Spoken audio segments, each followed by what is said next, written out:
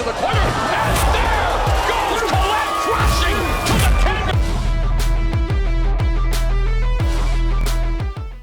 10. Vous connaissez les valeurs profondes dans lesquelles vous êtes sortis. Ne les abandonnez pas. Vous n'êtes pas obligé de tout copier, de tout faire. Vous n'êtes pas obligé de tout avoir. Vous n'êtes pas en train de rater. La vie est encore... Du moment que tu respires, tu peux dire que tu as raté quand tu es mort. Quand tu ne respires plus, là, c'est fini. Tant que tu respires, il y a de l'espoir. Ne salis pas tes mains. Je me souviens, à très longtemps, j'étais dans un pays étranger, un pays anglophone, pendant qu'on luttait, on crapahutait, sur le terrain les plus inhospitaliers de la vie. On cherchait à se faire une vie. Vous savez comment les jeunes font? Quand tu te déplaces, tu quittes le pays, papa, maman, les frères et les sœurs. Tu vas te chercher. Hein? Beaucoup vont en France, en Belgique, en Angleterre, aux États-Unis. Moi, j'étais dans un pays anglophone, d'abord africain, parce que j'attendais un visa pour aller en Europe. Parce que c'était un peu compliqué. Alors, la vie était dure. On faisait des boulots vraiment difficiles. C'était vraiment, vraiment difficile.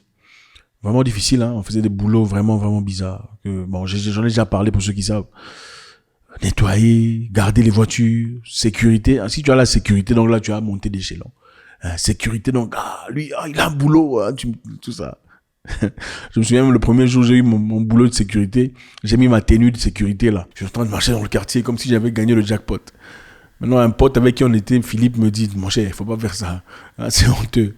Faut pas faire ça. C'était dur. Avant d'avoir ce boulot de sécurité, c'était vraiment difficile. Pas d'argent. Moi, je me souviens, je travaillais, je gardais les voitures des gens en ville. Donc, un homme et une femme viennent veulent manger au resto. Toi, tu dis, bonjour chef, comment ça va? Est-ce que je peux surveiller la voiture pendant que vous êtes au resto? Il dit, il n'y a pas de souci, vas-y. Tu attends là. Il y en avait qui te payaient. On te payait vraiment... ça ne valait rien, absolument rien vraiment. Tu peux, avec l'argent qu'on te donnait, tu peux acheter peut-être...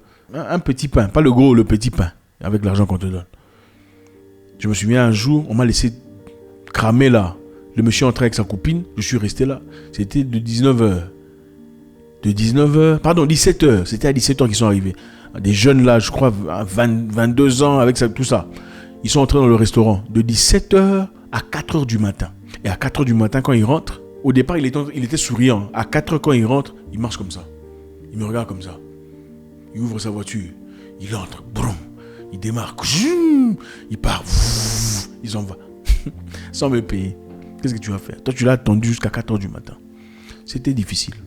Il y avait beaucoup de jeunes, il y avait des Congolais, il y avait des Camerounais, il y avait des Nigérians, il y avait des gens venant de partout. Angola, tout ça.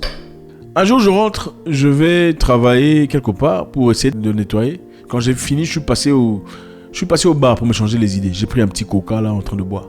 Un monsieur est venu derrière moi et me dit, avec moi mon anglais était vraiment nul quoi. Comment ça va? Moi je vais bien. Qu'est-ce que tu fais dans la vie? J'ai dit j'ai pas de boulot. Moi je cherche un boulot. Il me dit moi écoute, moi je suis banquier, hein. Je suis directeur à la banque. Ça me ferait plaisir. Je vois que tu es un garçon élégant, tu es très propre. T'as pas de boulot mais t'es propre. Ça ferait plaisir de t'engager. Moi je dis bon? Le jackpot me tombe dessus comme ça. Je dis oui ça me fait vraiment. Pas de souci. Mais tu vas venir avec moi ce soir. Bon, moi je comprenais pas, tu vas venir avec moi, ça veut dire quoi? Tu vas venir avec moi, j'ai dit, non, il n'y a pas de souci. Je vois directement, l'allure du gars a changé. Hein? J'aime trop ton style, vraiment, tu es en anglais. J'aime vraiment ton style. Un monsieur très riche avec sa grosse voiture dehors. J'aime trop ton style, franchement. Et puis tu sens bon. C'est pas comme les autres gars là de votre pays qui sentent comme la chèvre. Bon, tu vois, on te fait des compliments, tu as envie de résister, mais... Bon, comment on va faire? Écoute maintenant ce qu'il dit. Comment on va faire ça ce soir? Je dis pardon? Il dit comment on va faire ça ce soir? Qu'est-ce que tu vas faire pour moi?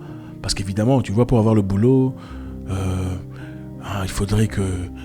Tu comprends? You understand? Je dis pardon? Maintenant, un monsieur m'appelle. Ce gars ici, tu le connais? Je dis je le connais pas. C'était un papa. Je l'ai regardé. J'ai failli le donner un coup. Mais malheureusement, c'était un monsieur puissant. Donc, si je lui donnais un coup dans le coin, on était là, on allait me finir. Même pas le même jour, on allait me finir. Il me dit, non mais tu es un garçon bien. Écoute, seulement une fois. I'm gonna be the girl. Je serai la femme. Moi, je serai la femme. Toi, Ça m'a brisé le cœur parce que ça m'a montré à quel point c'était profond et c'était dur. Je suis rentré à la maison, j'ai expliqué à un ami avec qui on était. Il a commencé à me raconter, tu sais, Le garçon là que tu vois là, avec les grosses voitures, avec laquelle... oui, il est comme ça. L'autre là, qui portait machin chose. Oui, il est comme ça. Tu vois le garçon là-bas, lui il est devenu la femme d'un Libanais. Donc il y a beaucoup de jeunes Africains francophones devenus des femmes des Libanais, des femmes des Indiens. Pourquoi? Pour avoir... Et c'est vrai, quand tu regardes, ils ont de belles voitures. Quand tu regardes, ils ont des belles vies. Ils vivaient là-bas dans un coin à côté de la plage, vraiment là où c'est très cher. La vie est dure. Je ne sais pas ce que vous traversez dans la vie aujourd'hui. Gardez vos valeurs. Ne perdez pas espoir. Il n'y a pas d'opportunité mauvaise qui te salit et qui part. On ne perd jamais une opportunité ayant le pouvoir de te salir. Je vais essayer de rephraser ça. Aucune opportunité de grandeur ne vient avec la saleté. Aucune opportunité de grandeur ne vient avec... Aucune bonne opportunité de grandeur. C'est vrai, il y a des gens qui sont magouillards, qui peuvent avoir leur moment de gloire. Mais ce n'est pas pour toi. Je sais que ce n'est pas pour toi. Refuse l'argent sale. Refuse les choses sales. Tu n'es pas obligé de te donner à des hommes différents pour te faire une vie. Je ne regrette pas aujourd'hui. La plupart de ces garçons ne sont plus. Ils sont tombés comme ça, comme des mouches. 3 mois plus tard, tel est mort. On va là-bas. Oh, on va aux funérailles. Ils sont tous tombés. Il n'y a pas un seul aujourd'hui qui est vivant. Je ne sais pas c'est par quel mystère. Ou la folie. Oui, c'est soit il meurt, soit c'est la folie. Donc je ne sais pas c'est par quel mystère. Mais c'est ça. Vous connaissez vos valeurs. Vous connaissez les valeurs profondes dans lesquelles vous êtes sortis. Ne les abandonnez pas. Vous n'êtes pas obligé de tout copier, de tout faire. Vous n'êtes pas obligé de tout avoir. Vous n'êtes pas en train de rater. La vie est encore... Du moment que tu respires, tu peux dire que tu as raté quand tu es mort. Quand tu ne respires plus, là, c'est fini. Tant que tu respires, il y a de l'espoir. Ne salis pas tes mains. Encore une fois, je vous ai parlé de mon histoire. Où on nous a chassés de la maison. Nulle part où aller. Il y avait une maman là, la maman des Tamati. La maman des Tamati était très gentille avec moi. C'est elle qui m'a emmené à l'université. Une métisse. Elle avait 60, peut-être 7 ans. Et moi, j'étais un jeune homme là dans des 20, 21, 22 ans. Elle m'a emmené à l'université pour que je rentre étudier. Malgré les difficultés des papiers, elle a discuté avec le monsieur de l'université, le recteur, disant en fait, ce garçon, c'est le fils de mon frère qui est né ailleurs. Il vient de rentrer dans le pays. S'il vous plaît, prenez-le. On a accepté de me prendre. Elle me dira, écoute, au lieu de dormir dehors, viens dormir chez moi. Je suis venu chez elle. Elle avait une fille à peu près de mon âge. Tamati était un peu plus âgée que moi. La maman m'a dit, viens dans la chambre, viens. Viens, je suis venu à la chambre. Bon, viens me masser. Ah, moi je vais dormir au salon. Non, je vais dormir au salon. Non, Zach, viens, regarde, tout le monde est endormi, viens. Moi j'ai dit non. La soirée d'après, elle m'appelle encore, Zach, viens, je viens dans la chambre. Viens, j'ai un problème, je dois te parler. Elle a commencé à parler, tu sais, au boulot, tout ça. Après, elle a changé, elle a fait ça. Ah! J'ai dit non, maman. Non, je suis sorti. Le lendemain matin, Zach, tu sais, on a des visiteurs qui viennent aujourd'hui.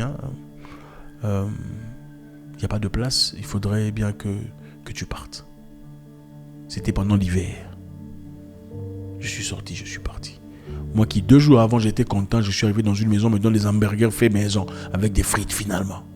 2 jours après, contrat fini. Je n'ai pas respecté mon contenu du contrat. Mais est-ce que je regrette aujourd'hui? Absolument pas. Il y a des choses qui sont tueuses de destinée. Moi je vous le dis, avec des larmes aux yeux. Il y a des choses qui sont tueuses des destinées. Faites très attention. Ça vous prend tout ce que vous aviez, tout ce qui était prévu pour votre avenir. Pour de bon, ça ne reviendra pas.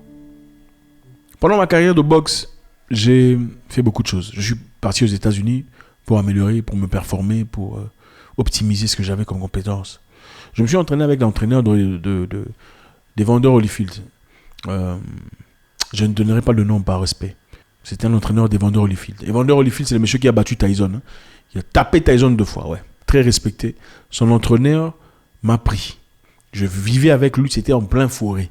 Okay, en Caroline du Nord, à Arapaho. C'est là-bas qu'on s'entraînait avec des Russes, avec des gens. C'était méchant, c'était fou. C'était fou comme entraînement. C'est lui qui cuisinait pour nous, c'est lui qui faisait tout. Il m'a appelé, Zach, viens.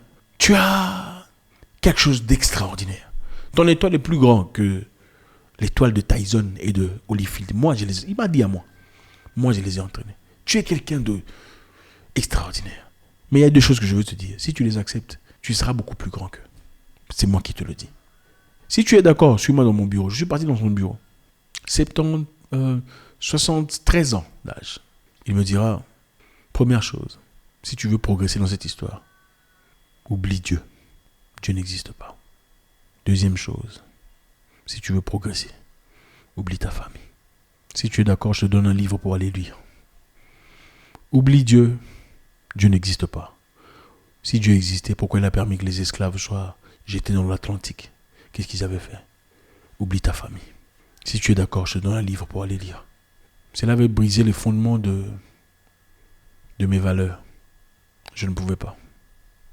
Je n'entrerai pas dans les détails. Je vous dirai simplement que l'une des personnes avec qui je m'entraînais chaque jour s'appelle Sergei Kovalev.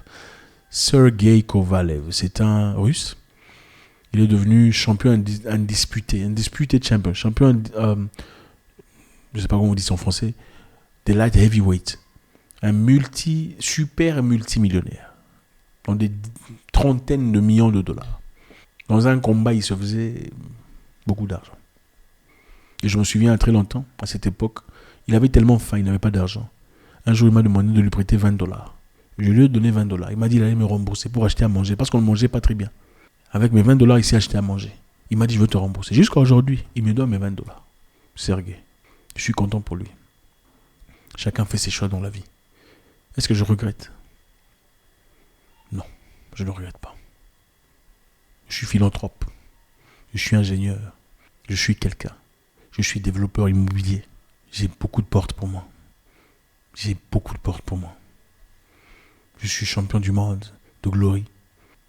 Si j'étais parti, si j'avais emprunté ce chemin, serait-ce devenu ce que je suis aujourd'hui? Je ne pense pas. Ce qui fait de moi ce que je suis aujourd'hui sont les difficultés que j'ai traversées. C'est facile de parler aux gens comme ça. C'est difficile de connecter avec les gens. Quand on n'a pas vécu l'expérience, ce n'est pas possible. Pour toucher quelqu'un, il faut avoir vécu ce qu'il vit. Il a fallu, je pense, d'après le Créateur, que je traverse ces histoires pour vous inspirer aujourd'hui, si vous êtes inspiré. Sinon, cela aurait été inexistant.